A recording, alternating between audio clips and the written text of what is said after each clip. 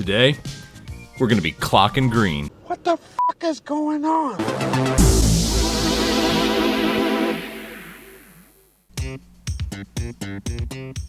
What's up, guys?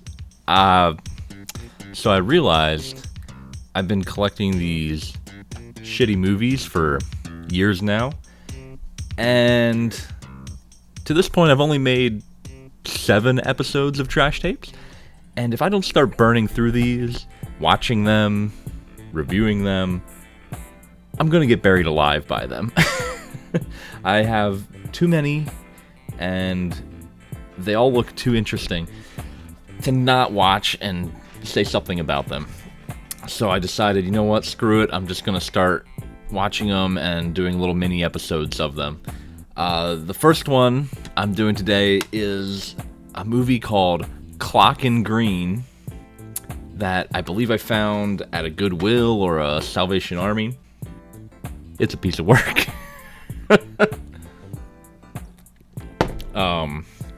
Yeah, it is a monstrosity, basically. Where do I even start? I'll start by saying this. It looks like it was all filmed on a VHS camcorder. The cinematography is amazing. Basically, they have one vision. Flat and wide, as much as possible. You know, why bother, doing all kinds of cuts and setups, moving the camera? Nah, man. We're just gonna put everybody in the scene, put the camera down, roll. That's it. No problem. Got it. One take, boom, we're out. What you'd expect from a crappy movie. Lots of audio issues, planes flying overhead. So I went to Vermont. Worked in a mailroom.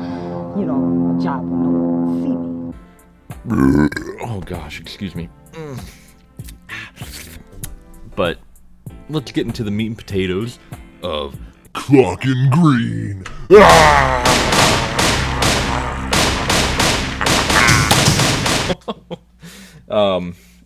So yeah, as you can tell by the cover, it is a gangster movie about a bank heist. Well, they're robbers, essentially. They're crooks, criminals. These two ladies, Mickey and Sonia, I believe, are the main characters' names.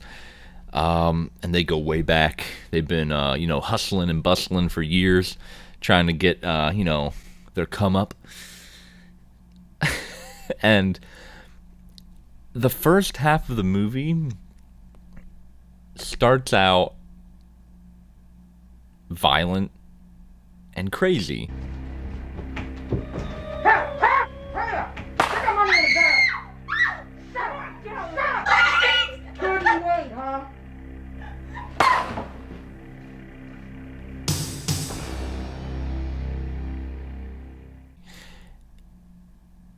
It's got a higher murder count, I think, than like RoboCop and Total Recall combined in the beginning. People are just dying left, right. These are the worst, most violent criminals ever. They're just wasting people, just ba ba ba ba ba. I just sent 2 men over there to find out what the fuck's going on. Damn. Got the fucking keys. Shit. Fucking security guy. Come on. Drag his ass in here. Come on. Basically, they don't even care about robbing. I feel like they just want to murder people, because every time they try to rob something, they just start blowing innocent people away. And let her go. No! No! Oh, you gonna break her neck? Right. She a bitch now? Right. Yeah, why? No, you can take it. Don't move.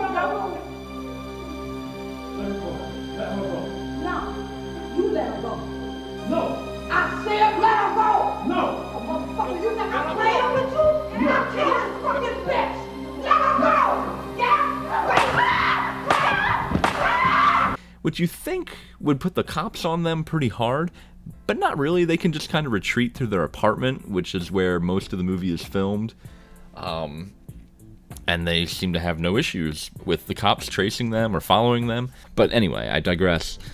Majority of the movie is about these two ladies. They decide, you know what, screw it. I'm tired of these little jobs. we're gonna go and hit a big score and be set for life. You will not be harmed. But if you do anything vile, you will be shot. No! Shut up! But the premise is that they can get these credit approval letters that basically let you have as much money as you want. It's really weird and confusing. Doesn't make much sense, but they go to like this corporation and decide to rob it. Corporation. So they get like a little posse together and decide to do this heist, and they're just murdering cops and security officers. By the camera edits, you can't tell really what's happening. They get to their escape car magically, and a few of them die in a very intense shootout, which I'll show you here.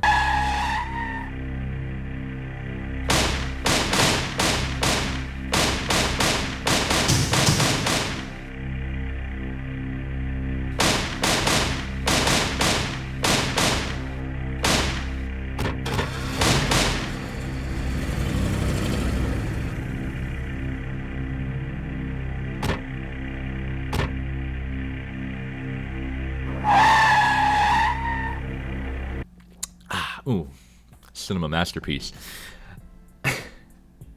So a few of them die. The two main girls get away, obviously, and one is injured, got shot in the ankle, of all places. And she's like, just go on without me, go to Germany, I'll catch up with you later. I'm just gonna stay here and recover, even though in the next scene she's standing on her foot, perfectly fine, and like washing her face. I don't understand, but whatever, plot. So the other girl decides, all right, I'm gonna go to Germany, I'm gonna cash out this $5 million, I'm gonna start a new life, and she'll catch up with me. But for no reason at all, she like has a change of conscience. But not really. She just basically rats out her other friend and is like, calls the cops anonymously and is like, hey, if you want to catch the robber, go to this apartment. But then she leaves anyway and takes the money. It's not even like she gives up the money. So she's just kind of a jerk for no reason. She just betrays her longtime best friend for absolutely no reason at all.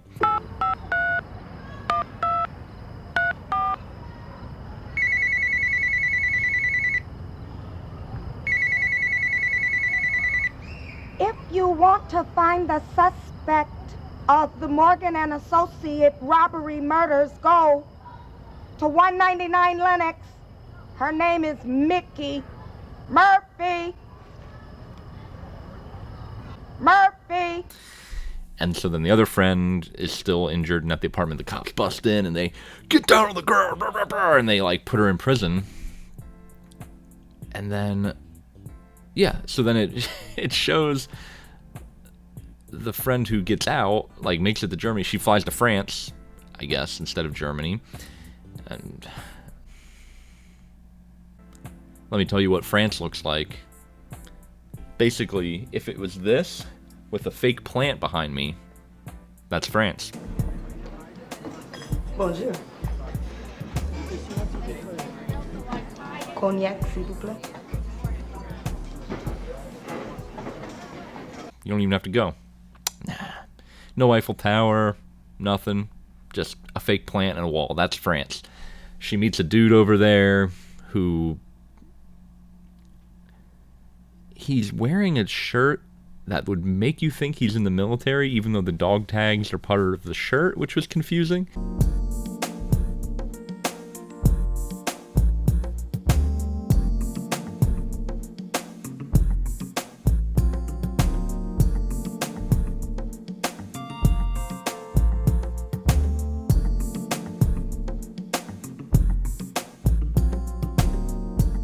But apparently he's a cop. I guess he's on vacation over there. The movie started to hate itself and try and self-destruct at that point, so I kind of had to like skip past a little bit because it was glitching out. Basically, they have sex, and he's like, come back to the United States and marry me. We can start a new life together. He doesn't know that she's a criminal, just thinks that she's like some rich lady. So that happens. Meanwhile, cut back to the other girl who got ratted out. She's in prison with some amazing acting. That's some of the best acting of the whole film takes place in the prison scene. Yo, Lewis, Murphy, you got mail here. Murphy, here. Where mine? Where's my shit? Ain't nobody gonna write you dumb broads. Fuck you, bitch. Stupid ass dyke. I'm sick of that bitch. I especially like that the prison bars are so wide that you could basically fit a whole person out of them. So, what's the point? Anyway, let me show you this clip of this man's eyebrows, which I think... I'm going to that lawyer. When he sees you, sees how good you look, he'll work hard. Just promise him some knockdown sex when you get out. Work him. You know what I mean?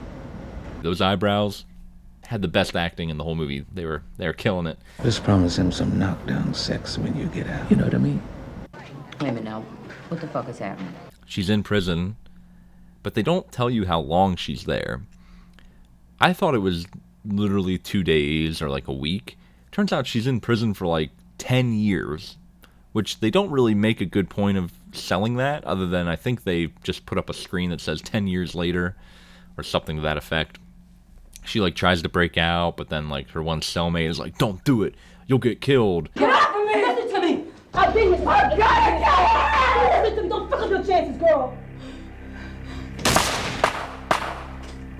And then off screen you hear people get killed that try to escape. It's really boring and vague.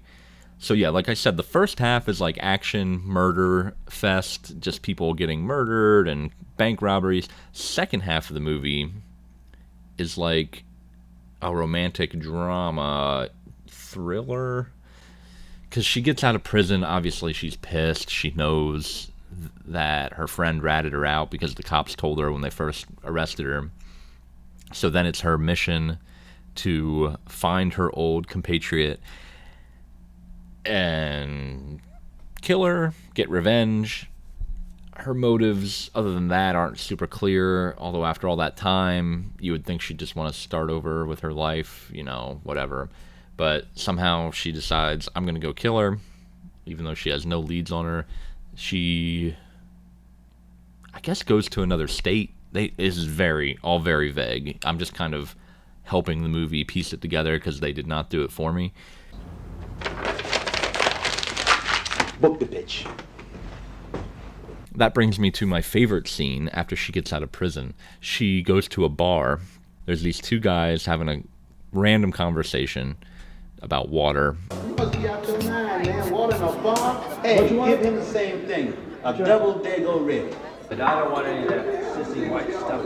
Oh, I can't say this is the blood, baby. And then the one guy decides to hit on her. Hey, man. Watch me pull it. Yo, baby, I just wanted to see if you was as fine from over here as you are from way back there. And you don't have to pay for that drink. Which turns into my favorite scene. He basically just gets into a bar fight. Leave alone. Man, you get out of here. Let me go.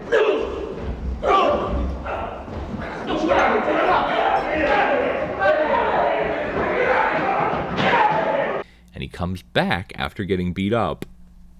And here we go. Flat and wide.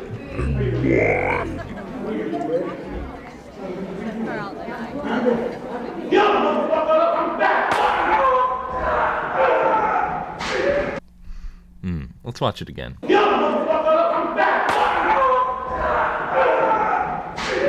don't know. That scene alone made the movie worth it. It was hilarious. I don't know why. It's just, the way he delivers that line is just so perfect.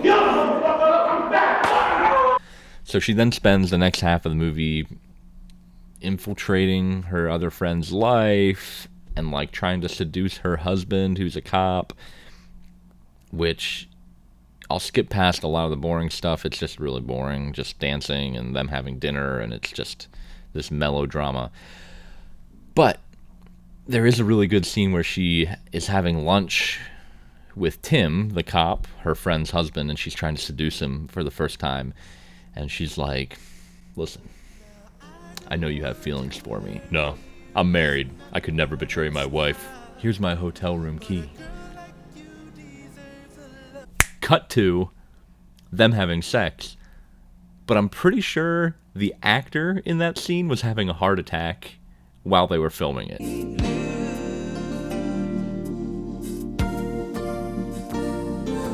Just pure agony. It looked like... I mean, he just looked like he was dying on film.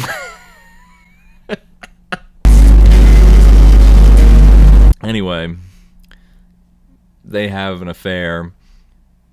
That guy's friend, who's also a detective, catches them, tells the wife. She's mortified. She then tries to kill her friend. In the weirdest scene ever, it cuts to her, like, yelling at her, and she's like, Come on, girl, shoot me! You fuck with me or mine, and I'll fucking kill you. Do it, girl! Right? Shoot me!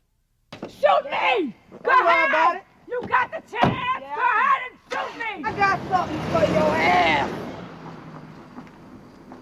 and then she gets back in her car and she's like, oh, I got something for your ass, and she speeds off, and then it cuts to her having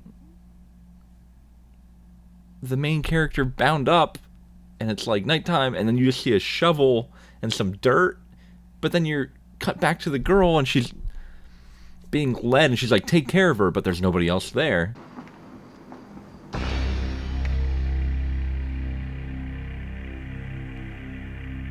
I got a nice home waiting on you. Y'all take this, bitch.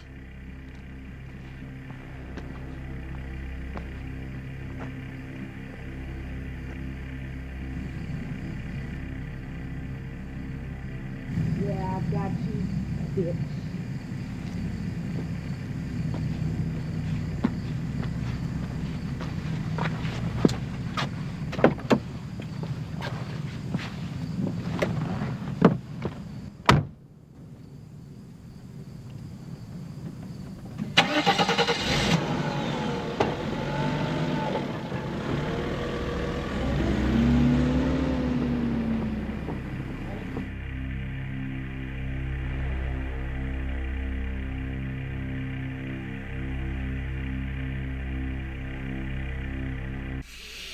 I don't understand what happened.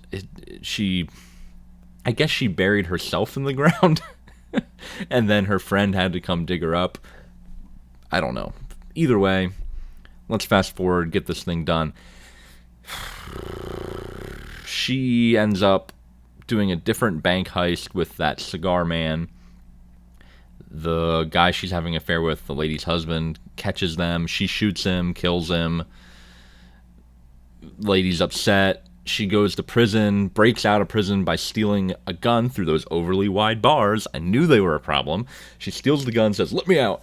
Then it cuts to the ending sequence of the movie, which is amazing. She's just running across an open yard towards this balcony, and is just like, and he's like, You get off my property! I'll fucking kill you! You can have my property! It's like, why don't you just shoot her? But no, it has to get to like this epic fight sequence at the end. Flat and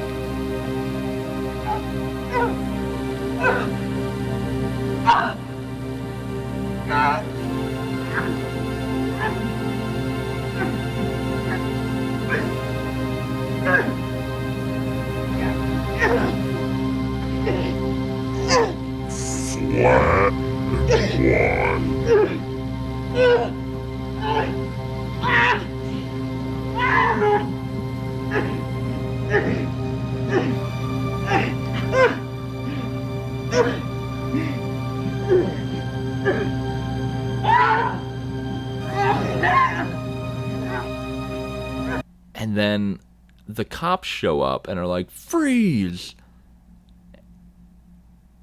And instead of doing anything, our main character pulls out a knife for her final revenge, turns around, and then hip thrusts her ex-friend to death. Now, you may be saying, Andrew,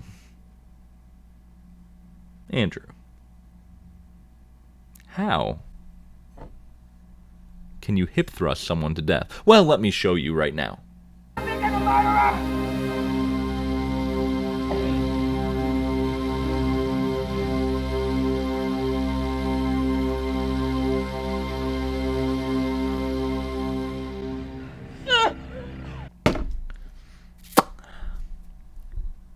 Death by hip thrusting. I can say I've never seen that in a movie before. Original. Beautiful. I liked it. You get props from me. CLOCKIN Green. Very interesting. Very low budget. Just the whole movie is a disaster. And there's just a few moments that just had me laughing out loud that I couldn't get enough of, that were just so funny. But the second half of the movie was definitely boring. The first half is actually pretty entertaining just because you're like, what is going on? Why are these ladies just murdering everybody in their path? What are they talking about? It's confusing, but in a really funny way. And then the second half really just kind of leaves you hanging until the very end scene where they're just rolling around in the grass, having the worst fight scene ever. And then that ending where she's just like, yeah! And then they both die. Oh, no. They don't both die. The friend dies, the one that was a millionaire, and then the other one, I guess, just goes back to prison. So they all lose in the end, and it was worthless. And there's no reason that she should have betrayed her friend. She could have just waited, or just helped her friend get on the plane with a broken ankle. Anyway, CLOCKIN Green, masterpiece at moments of brilliance. Overall, a terrible movie. Definitely trashy. But, alright. Thanks for watching, guys. I'll see you in the next one. Keep it real.